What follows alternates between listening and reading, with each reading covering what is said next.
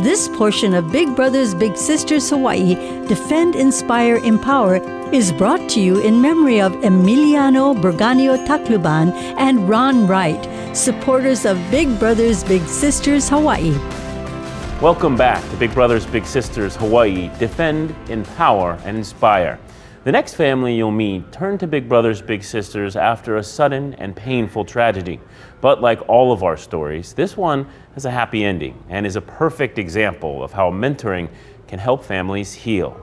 If there are warm, nurturing, compassionate, consistent, available relationships in that child's life, to let them know that they're there for them and they enjoy them, they care for them, they're important, that could be a very important factor in mitigating any distress. Everybody can benefit from having a mentoring relationship, or for the children and families we serve, a lot of them haven't had that opportunity. When you face serious trauma, as the kids that we serve have, they don't necessarily have that ability to go out and be open and accept mentorship, or even maybe be exposed to it. They're pretty much withdrawn by the time they've experienced some serious traumas.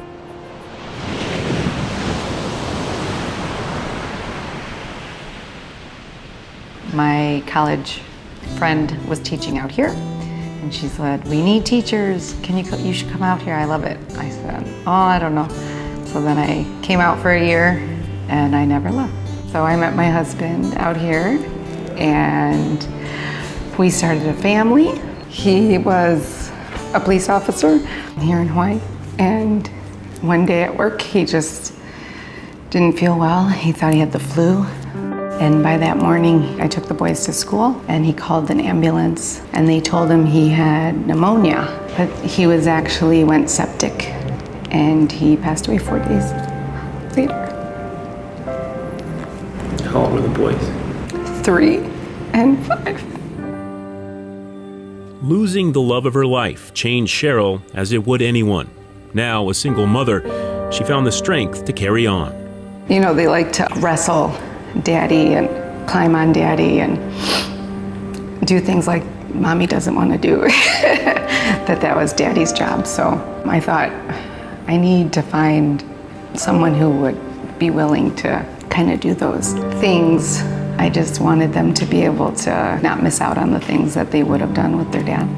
As an elementary school teacher, Cheryl knew about Big Brothers Big Sisters, but it wasn't until after talking to a friend in her support group that she decided to sign the boys up. I guess I just trusted hearing it from, families at our support group, and knowing that they do a background check, and they ask the bigs a lot of background questions. Cheryl's oldest boy, Ethan, was matched first. Noah didn't click right away with his first mentor, and that happens occasionally, but... And then they found you. Ready to play some games? Yeah! We do go to Dave & Buster's. That's his favorite place in the whole wide world. Noah loves it. If I just say, "Oh, you're going to Casey today or tomorrow," "Okay, what time, when?" He gets, "What are we doing?" He gets excited. And then it's a blessing too, where I'm with them together 24 hours a day, 24/7.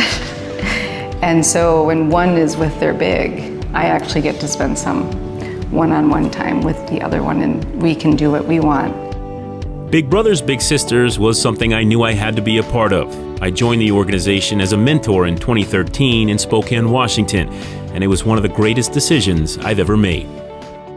I would say that my family life was far from perfect.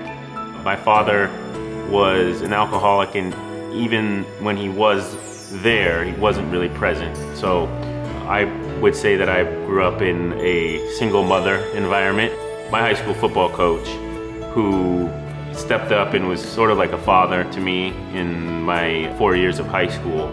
And I got in a lot of trouble when I was in high school. I made some serious mistakes. As I got older, out of college, I realized if I was able to, it was something that I wanted to give back to somebody that maybe struggled with the same environment growing up.